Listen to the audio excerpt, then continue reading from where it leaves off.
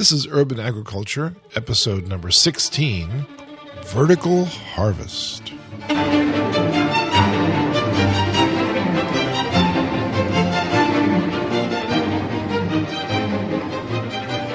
Urban Agriculture, episode number 16, recorded on May 18th, 2015. Hey, everybody. I'm Vincent Racaniello, and with me is Dickson Despommier. Hello, Vincent. What's on the plate today, Dickson? Well, Vince, we're going to go out west.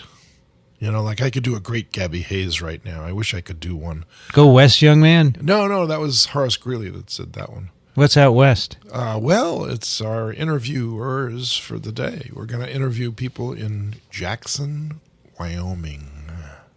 What's there? Well, there's a very lovely community called Jackson, Wyoming, which is right next to the entry to Yellowstone National Park. Mm-hmm. It's also to the entry to the Tetons National Park.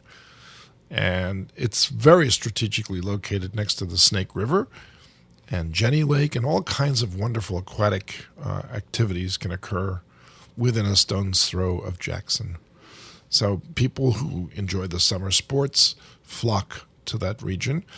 But, of course, when the water freezes and it turns into snow and ice, there's a winter wonderland that's created out there, and a lot of skiers and downhill skiers and cross-country skiers and bobsledders and all kinds of people.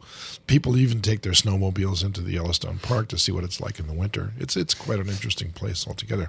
They're going to build a vertical farm. Well, why would they build one in the middle of nowhere? Well, that's not exactly in the middle of nowhere. Well, Jackson's a small town, right? It's a small town, but it's a crossroads for a lot of people. It's not too far from a lot of... Does it make sense? I thought this was all about urban agriculture. This is an urban place. Trust me, it has a fairly decent population. I think it's up around 30 or 35,000 people that live there. Are they going to... Well, I guess we'll find out, but... We are going to find out. Are they going to ship it long distances or keep it local? They've got lots of high-end restaurants in this town. So right now, we should wait to hear from them, but I presume... Yeah, we should. Right now they have to import all their produce. That's exactly right. They don't grow anything locally? Let's ask them. I think we should ask them, all right, of course. Let me call them up. Hello? Oh, yay. Hip, hip, hooray. Hi there. Howdy. Well, I'm glad this worked out for lack of real scheduling. Yeah, well, exactly.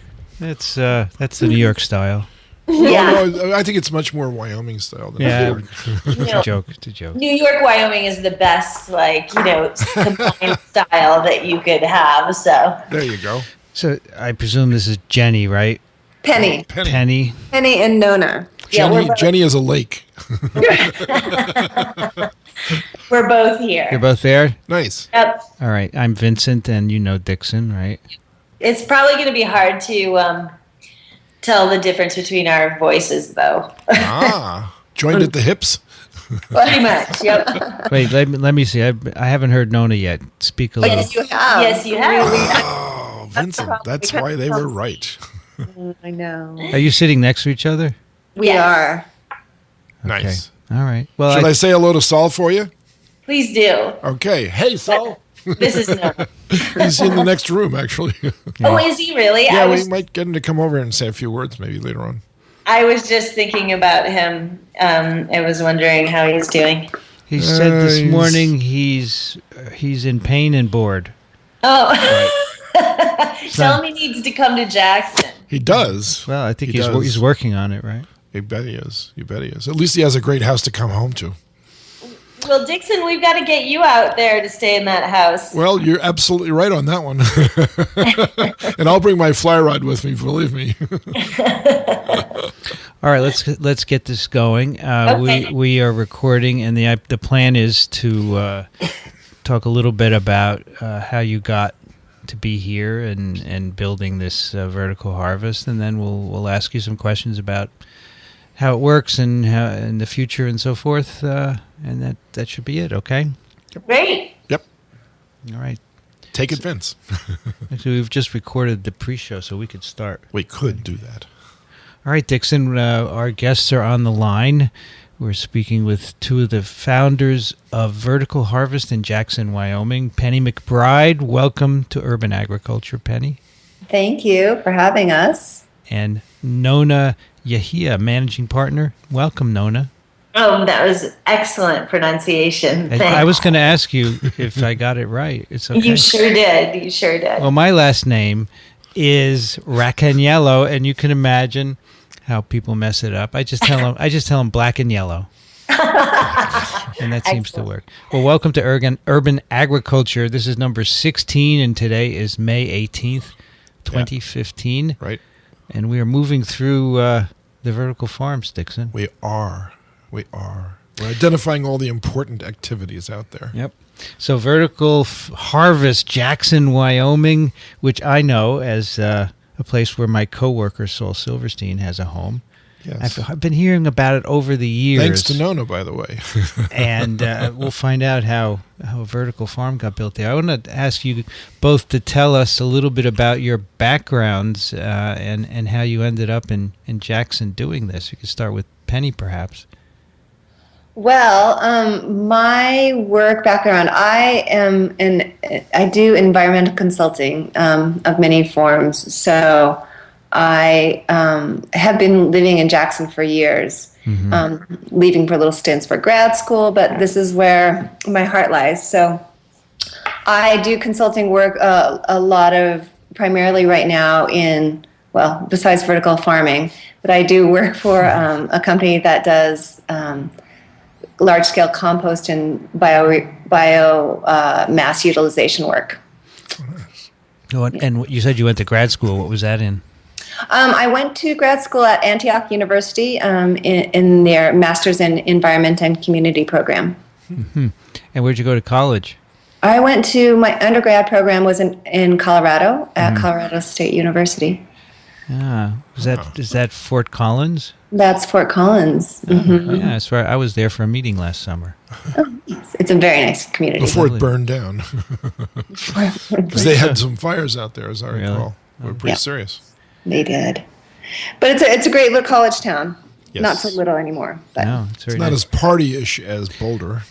Well, one of my other podcasts, we have a physician who had a practice in Fort Collins, right? That's Dickson? right. Yep, and he's in our other podcast called This Week in Parasitism. Yeah.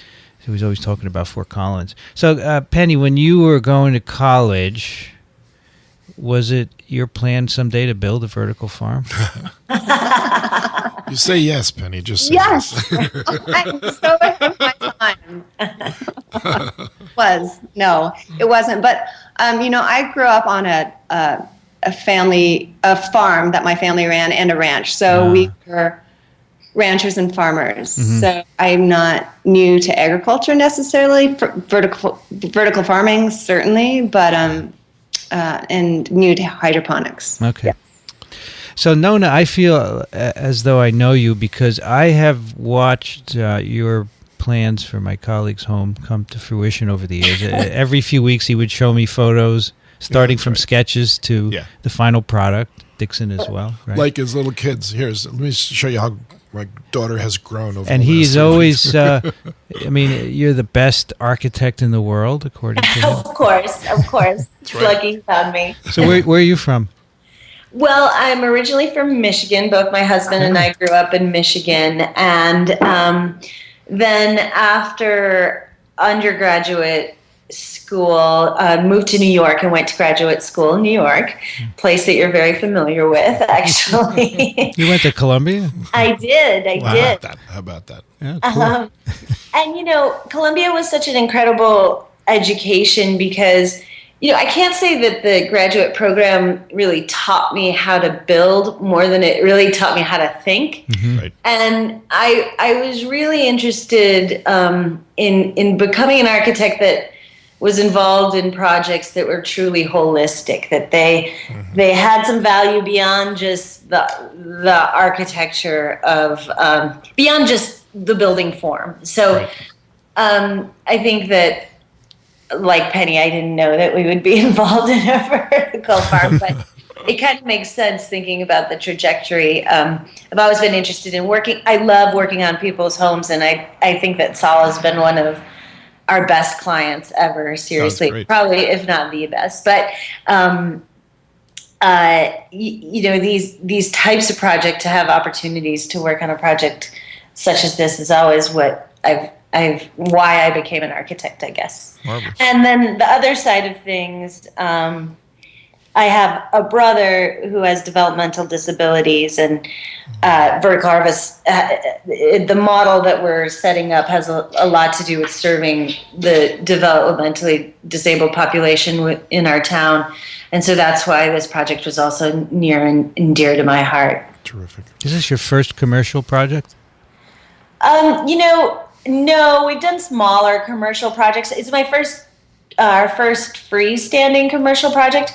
We did a lot of competitions earlier in our work, and we worked in Kazakhstan for a while before. Wow. We won 3 competitions, international competitions out there for office buildings. And we collaborated with an architectural firm called NBBJ, and unfortunately, that was in 2008, and Kazakhstan's economy kind of collapsed right before that trickled through to the United States, and their banks seized up, and the developer that we were working with had about 20 projects that he was building. We had just broken ground, and so he paid for everything that was under construction out of his own pocket, but our projects got tabled, and still are tabled, I guess. Jeez. I meant to ask you, what part of Michigan are you guys from? I'm from Detroit. Okay. Oh, speaking of the need for architecture. And public transportation, by the way. Exactly. And you might be interested to know they're opening 2 vertical farms in Detroit over the next 6 months. I have been paying attention to that. I always think if I wasn't such a hypocrite, I would be living and working. Don't you dare move an inch. So can you tell us how Vertical Harvest got started and how the two of you came together to do this? Sure, I'm going to give that one to Penny. Well, I had been working on a consulting basis on researching a traditional greenhouse to be heated with biomass. So I had a good understanding of, I was getting a good understanding of the baselines of the workings of a greenhouse in this mountain community. And unfortunately, that all of that work was happening around the time when the economy collapsed, so none of those projects moved forward either. But in the meantime, I had, like I said, kind of gained an education about what was possible.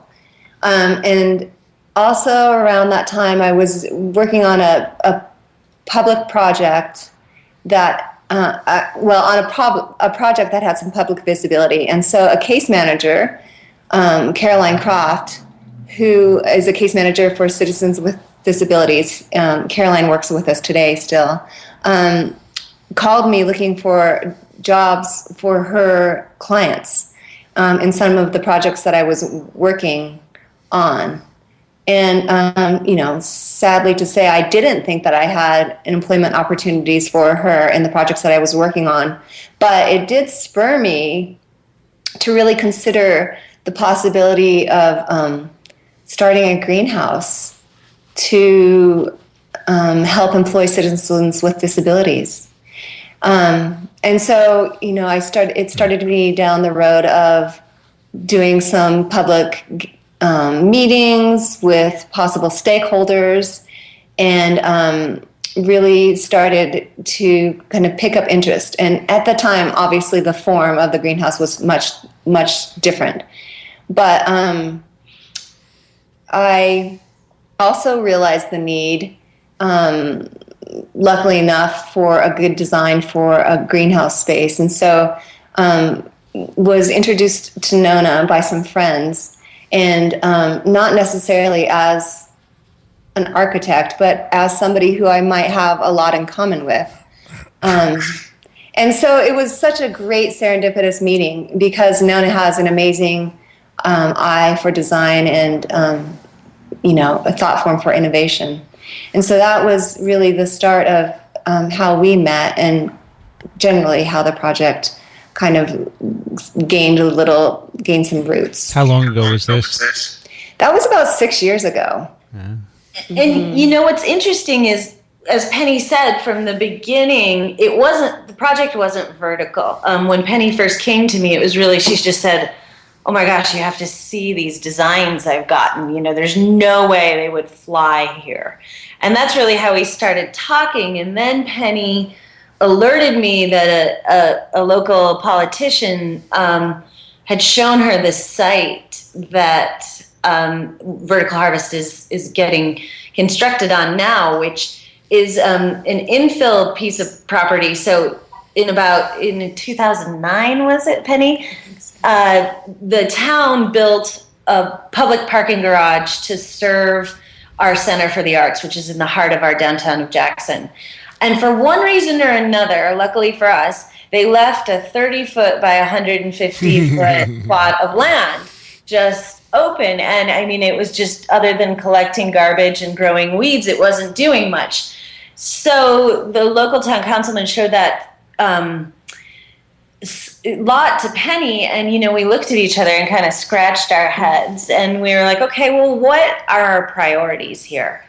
And so we really said that we wanted to grow as much food as possible, really maximize production, and we wanted to provide as many jobs as possible. So I really think that local politician thought that we were going to put a hoop house up there, grow 4 months out of the year and call it a day. Right. And I think because of both of our visions to do something different in the community, we said, why not try to go up? And I think what's so interesting about it, I've been thinking about it a while, because we were just asked, Dickson, you are familiar with this process, to do a TED Talk. And, yep. We're talking about how big ideas happen. And I think it's so interesting that we did mention the collapse of the economy, or the kind of the blip in the economy, because I think if that hadn't happened, this project wouldn't be there. I would have been happily building houses, and Penny would have been working with, the companies that she was consulting for. But times like those that happened in 2008, 2009 really do breed innovation. And that you have opportunities to work in the community in different ways, and people are open to that. So it's just kind of an interesting point that it came to me. It's funny you should mention that, because if you look at the activity that's going on now in Japan, for instance, all of that activity began as the result of a tidal wave that was generated by an enormous earthquake, right? And it trashed about 5% of Japan's farmland. They had been working on indoor farming for a long time, but no one paid attention to it because there was no need. And then all of a sudden, there was this huge need. Right. And this thing ramped up like overnight. Basically, there are now hundreds of examples of vertical farms throughout Japan. So now what you ought to do is look to California. Yeah, no, I know. There's no water, right? There's just no water, period. But there can be enough to allow plants to grow if you grew them the way your guys are going to do that. So you are going to be the poster child for what should be happening next throughout the entire Far West. That's my prediction. Well, it's funny, I went to see Mad Max yesterday, and they were growing hydroponically. Indeed. Probably the wrong things, but that's another story. So you mentioned the desire to provide employment opportunities, right? Is there also a need for growing local produce? I was just talking to Dickson about this before, and do you have to import all of your produce there into Jackson? So is this also a need that satisfies that requirement? It does. We are fortunate to have some local CSAs that operate in the area, but they, as you can imagine, their growing season is small. There are a few that have greenhouses that help them start the season early, but there's no way that they can meet the demands of our population. Right. In the summertime, our population explodes because of the amount of tourists that wander through here on their way to Yellowstone, and so we're happy that we're going to be kind of bringing more awareness to the benefits of local food production. Mm-hmm. So by no means will we try to replace anything that's grown locally. How many people do live in Jackson, by the way, just in passing? 20,000 is the local population, and then it balloons to about 3 million by the end of the summer. That's incredible. We get 3 million visitors. That's amazing. Yeah. And they're all going to see you, by the way. Every one of them is going to pay attention to this. They will. That would be great. Yeah, because they all have to eat, right? Well, you can't supply all of them, obviously, right? No, but you'll be supplying the restaurants, and they'll be eating the restaurants. Buy this. This salad tastes great. Where did it come from? Mm-hmm. Well, the demand for local produce it's unbelievable. Right. Right. And that's not our problem. The demand is never ending here. It's really how much can we produce. That is really going to be our challenge. We've pre-sold 95% of what we're going to grow. Look at that. To local restaurants, to two grocery stores here, and then 5% we're keeping. We have an on-site retail area. Oh, nice. And then also we'll be working with anchor institutions such as the hospital in town to donate to their diabetes program. We're hoping to work with the food cupboard here to donate, fresh produce as well. So as everything with vertical harvest, we've kind of run the gamut and how we're going to distribute. But we wish we could be bigger. But right in Jackson right now, 3 stories is as high as you can get. So we're hoping the next one will be bigger, or that we can build another greenhouse to supplement this elsewhere after we take off. Sure. What's the state of construction at this time? Well, all the underground plumbing has gone in. We're just closing that up right now. And that was pretty interesting to watch from the top floor of the parking garage, to see all that infrastructure go in. But unfortunately for the pedestrian walking by, it doesn't look like much is happening. But the week after Memorial Day, we are getting our steel. And I think one of the challenges, so the whole steel frame will go up. There's been a lot written about this project, and I think one of the issues has been the cost. How is this greenhouse costing so much? And I think what people don't realize is first of all, Jackson is in the highest seismic zone that there is.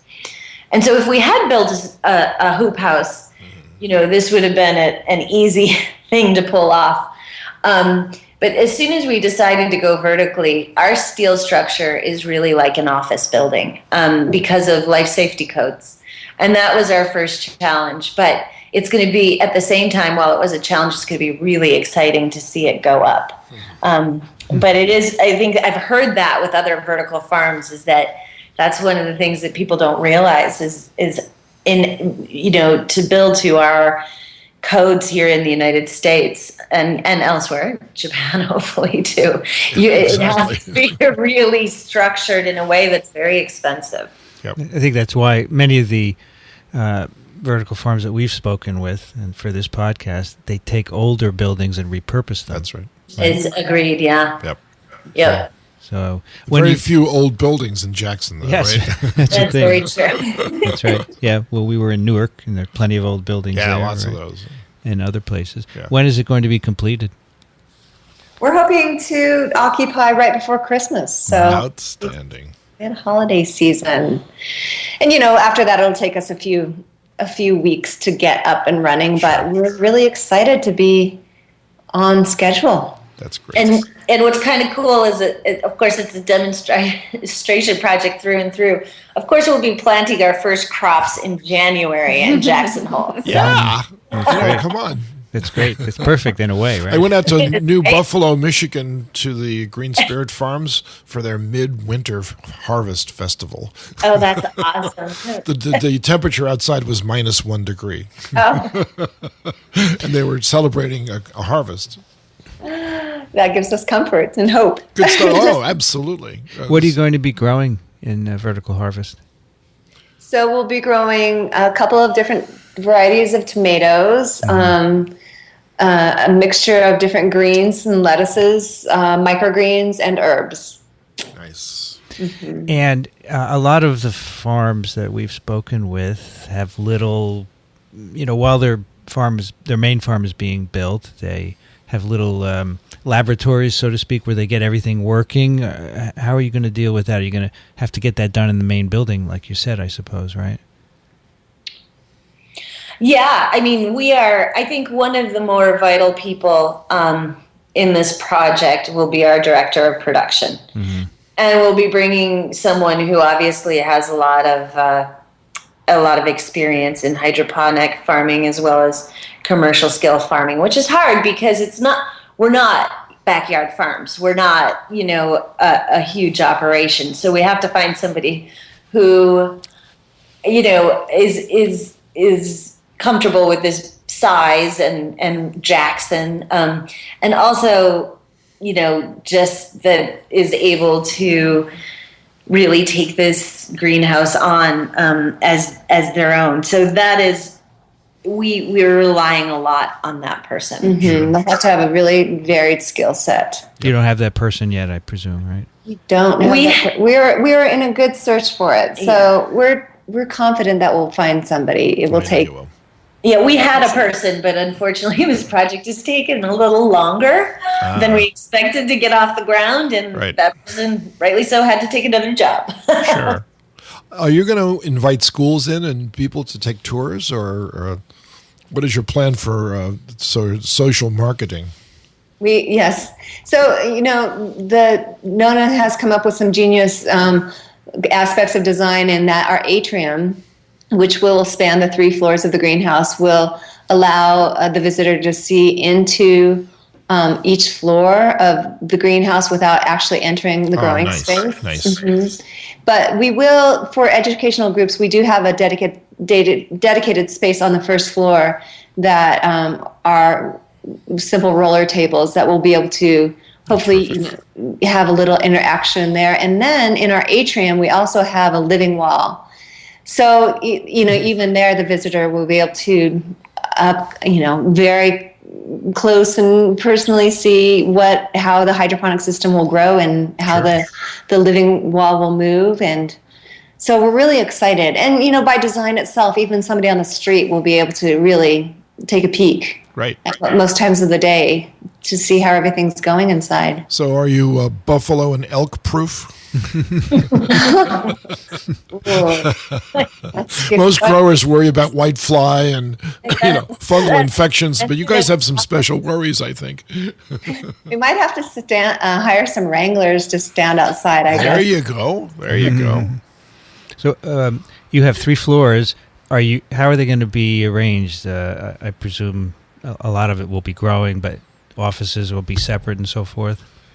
Right. So on the first floor, there is a retail space. So because we are, tight on square footage, the offices and the retail space will be combined so we'll be, and everything else will be separated. The growing areas are very defined, and, our production and propagation areas are very defined. So through the genius of our greenhouse engineer also, Thomas Larson, he's really helped us come up with an amazing design to maximize all the growing space and all of, every inch of the greenhouse. So your advertising at least says you're going to produce 44,000 pounds of vegetables every year. Is that still a go? Well, that's the tomatoes alone. So we're hoping around tomatoes alone. That's great. So we're hoping 100,000 pounds of vegetables. Yes. And what's cool about it is through the help of Thomas Larson. So basically when Penny and I came together, for 2 years we were kind of struggling through this. We had gotten a grant from the Wyoming Business Council for feasibility, and we kind of struggled through this with the help of CASE, which is a program, the Center for Architecture, Science, and Ecology out of New York. Oh, nice. And we thought, and through a lot of help with your website, Dickson, to see what this could be. And then 2 years later, we hooked up with Thomas Larson, and what was great was we were really on track, but he helped us really do what Penny was talking about, use every aspect of the greenhouse for growing. So the third floor is dedicated solely to tomatoes, and that's how we are able to produce that many tomatoes. And obviously the tomatoes really need the light from above and from the south, so this is on the south side of a parking structure. And then what adds a fourth floor to our greenhouse are these carousels. So much like the vertical greenhouses in Korea, they're the rotating in carousel. Singapore too. Yep, exactly. But the innovation that we're doing is not only do they rotate vertically, but they come all the way in and span the 30-foot width of the second floor. So they bring, so that way they get equal time, natural and artificial lighting. Right. When the screens are open, and then they bring the hydroponic tubes right to our employees. Oh, that's so for planting, for harvesting, and then we can just pop them off clean.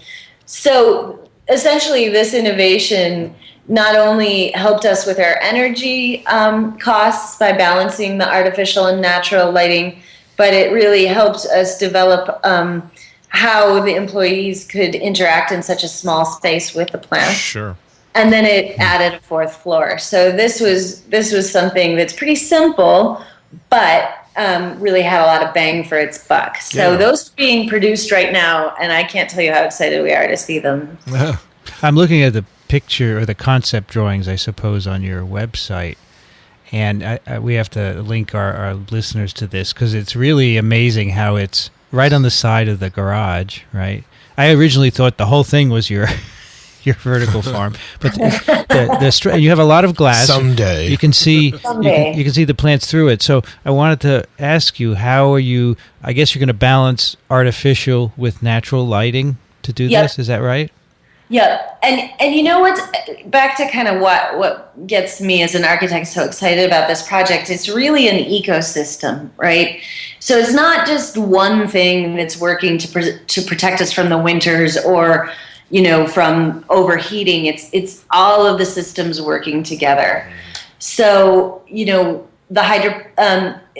first question that everybody asks is, how the heck are you going to be able to work this in the winter? And Thomas Larson, who Penny mentioned, he's designed, and he always reminds us not one of his projects has ever failed. And he's designed projects in Siberia and Greenland with climates worse than our own. Mm-hmm. But it's the interaction between a thermal screen that will not only keep the heat in but the sunlight out when we don't want it. The heating pipes that are all along the southern facade as well as the roof that keep the snow off from ever staying on the roof or creating any kind of snow load. Try to convince that one. Yeah, right. Building official. But and through the heated floors in the greenhouse and the fans and the ventilation. So it's really fascinating how a building can work as a holistic machine to create its own climate. And we'll learn a lot about the building in the first 5 years, obviously. Mm-hmm. But that's kind of the most exciting part. Is it going to be automated to the sense that if there's a cloudy day, you will have more electrical lighting and vice versa? Is it working to that extent? Yes. Yeah. Okay. Got it. You had a lot of luck with the lighting companies? In the end? Yes, in the end. I'm afraid to say we went with our original proposal. Really? That's interesting. And thank you for your help there. Well, it sounds like insider baseball. Yeah, no, we're not worried about this. That's okay. As the lighting becomes cheaper and cheaper, eventually this will become a non-issue. But right now, I guess you're right on the edge of it. Yeah, and I think the work being done in Europe right now, they've just been working on it longer. That's true. I understand, by the way, from Philips that they're building a demonstration vertical farm on their research campus in Holland. Oh, really? So that should be interesting to see how the employees greet that, because I'm sure they're going to expect that produce to end up in the commissary. Right, exactly. So the future for you guys, obviously you're opening in December, and you will have some time before you make a product to sell, you think? How long do you think that will be? Well, we're hoping to open our door. We'll be in December, at the end of December, and we're hoping to open our doors in March. Okay. Meaning you'll start shipping produce, right? Mm-hmm. That is the hope. And so, Nona, is your job done? You've designed it and seen the construction through. What are you going to be? Are you going to still make houses, or what are you going to do? Well, both Penny and I have a lot of skin in the game here, so I don't think our jobs, either of us, will ever be done. No, I hope to be involved and will be involved in really the strategic operations of the greenhouse. Penny's going to be on the ground day to day and handle the operations, but it is our hope to be able in some way to learn from this project and help others to come together to this was such a community collaboration, and in a lot of ways could never be replicated and would hopefully never be replicated in what we went through done. But we really do want to grow this to other cities, not only throughout the state, but the nation and the world, hopefully. So that's the larger picture. But we obviously have to make sure that this one is thriving before we embark on that. Yep. What about you, Penny? What's the future holding? Well, I will be working in the greenhouse once it's up and running. So I see a lot of hard work coming my way, a lot more. But it's exciting. It will be so fun to be on the ground and working with all of our employees and our director of production to really make this thrive. And the fun thing is, too, that it is such a community project that I think that it's just going to be beyond growing and selling produce. It's going to be a lot of education and events and just different ways to understand how to allow the public in as much as possible. I think the one thing that I've taken away from your project from a philosophical standpoint is you will expand people's view as to what's possible. And, you think of people that are environmentally or developmentally or whatever else disadvantaged, you live in the wrong place at the wrong time. These people didn't have a choice as to whether or not they were developmentally disadvantaged, but there's a human dignity associated with just being alive, and you're going to give their lives purpose. And when you do that, the rest of the world should take notice that everything is possible if you have the right conditions under which to allow human dignity to show itself for what it really is. Well, I think so. It's really exciting, Dickson. We started some employee training this last summer. Yep. And I can't tell you how much fun we all had coming together. We've been lucky to have some great educators fall into our lap and just teaching people and even ourselves about what's possible from everybody's lens, right? Sure. It's really been great. How many people will be working in your vertical farm? Well, at first we were trying to wrangle that and try to understand exactly, how many employees we could hire. And then we've come to realize that because it is this system of what is called customized employment, because we have so many skill sets. I mean, I think most workplaces are like that anyway, but it's a little more apparent for us that different people will be able to work a different number of hours a week in different jobs. So we've tried to break it down into the number of hours per week that we think will be available for employees in the greenhouse. But to answer your question, we have about 20 trainees right now. Oh, great. And I'd like to elaborate a little bit on this aspect of the project. It is so important, I think, and maybe what makes Vertical Harvest unique a little bit. There are a lot of greenhouses that are employing people with developmental disabilities. Arthur and Friends was a great model for us, and Wendy Blanchard, the director of that, really helped us through setting our employment up. But what we really started to understand, and I think the country is starting to understand, is that these people want to work, right? That work is really vital to their self-empowerment and independence. And states are understanding that they want this segment of population to work as well. So Wyoming's been, I think, a leader in what Penny mentioned, customized employment and employment first, and Governor Matt Mead has really pushed the importance of that, and I think that Vertical Harvest will be a model of that. Nice. We're not a sheltered workshop where we really are trying to teach transferable skills on a day-to-day on a day-to-day basis, and that we hope that every business in Jackson will see the value of hiring people with developmental disabilities. Great. And that this will be as much training as it is employment. And it will be a fully integrated workplace. So we'll have people working side by side with developmental disabilities and those without. And I think that's an important model right now in the world of DD to be setting forward. And we hope that this is really successful in that way. I think, a lot of the times we banged our head against the wall saying, why wasn't this a nonprofit? Why didn't we set this up as a nonprofit? And it's important to see that it's not a charity. This is employment, and this kind of business can succeed. So, absolutely. Well, it's going to be great to see this happen. That's all I can tell you.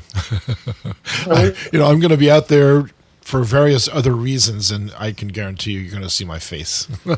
We can't wait. It's How did you guys run into Dickson? Let me hear that story. How did you? All Silverstein. Silverstein hooked you up, yeah. And you had already been working on this concept, right? You had the idea, and so you must have spoken with Saul about it, and you said, "Oh, I know this guy. You should talk to." This crazy guy that sits next to me here.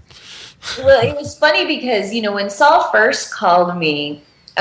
He had been skiing out here, and he said, we were looking to build a house, and we heard you're great, and then he called me, and his wife Cheryl had been involved in a skiing accident, so he's like, okay, everything's off, we're not coming over to see you, I'll get back in touch when I can. And when he got back, and I think that we hadn't been working on it the first time he called, but by the time he called back, Penny and I had been discussing it, and of course we had been, the first thing we did when we said, could we go vertical, we Googled, as one always does, vertical greenhouses. And obviously, Dickson, you were all over it, even way back then.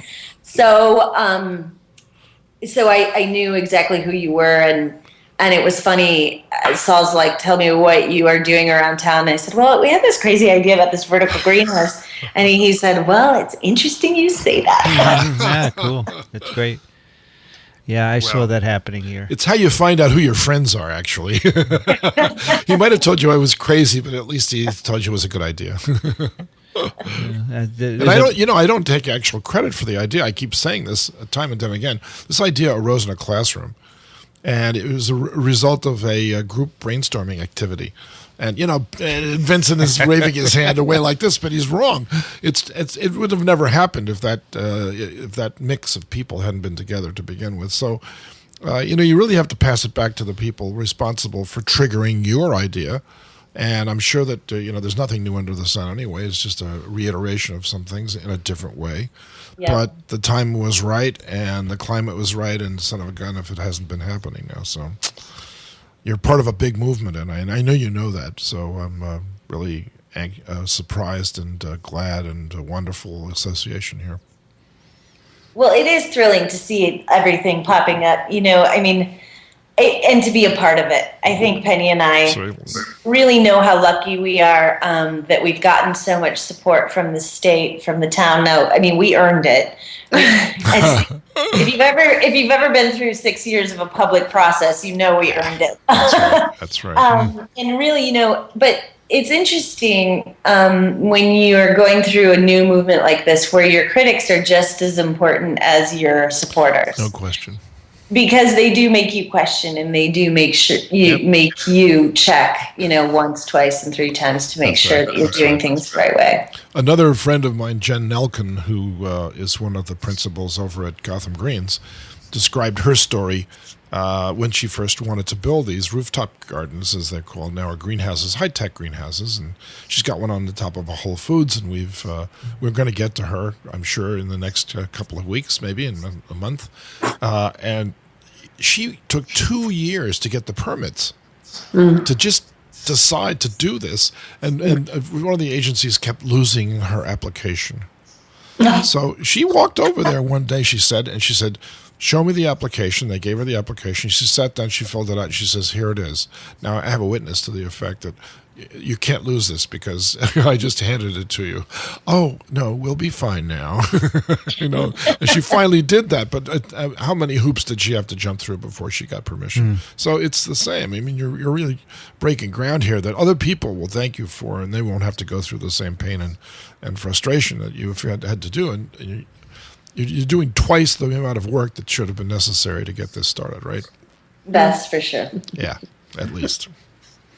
But it's been great. I mean, really, honestly, I think Penny and I talk about this. A friend asked us, once, if knowing what you know now, I think I can speak for Penny, I'm not sure.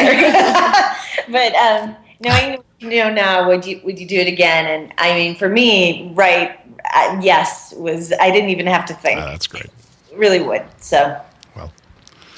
Well, guys, thanks so much. We've been speaking with the 2 co-founders of Vertical Harvest in Jackson, Wyoming. Penny McBride, thanks so much, Penny. Thank you. And Nona Yehia, thank you. Well, thank you both for all that you do for the movement and for keeping this podcast going. Yeah. All these podcasts, Urban Agriculture, can be found at iTunes and also at urbanag.ws. And if you have questions or comments, please send them to urbanag@urbanag.ws. Dickson Despommier is at urbanag.ws and verticalfarm.com. Thank you, Dickson. You're welcome, Vincent. And I'm Vincent Racaniello. You can find me at virology.ws. The music you hear on Urban Ag is performed by John Harrison with the Wichita State University Chamber Players and also Ronald Jenkins. You can find his work at ronaldjenkins.com. You've been listening to Urban Agriculture. Thanks for joining us. We'll be back soon. See you upstairs at the Vertical Farm.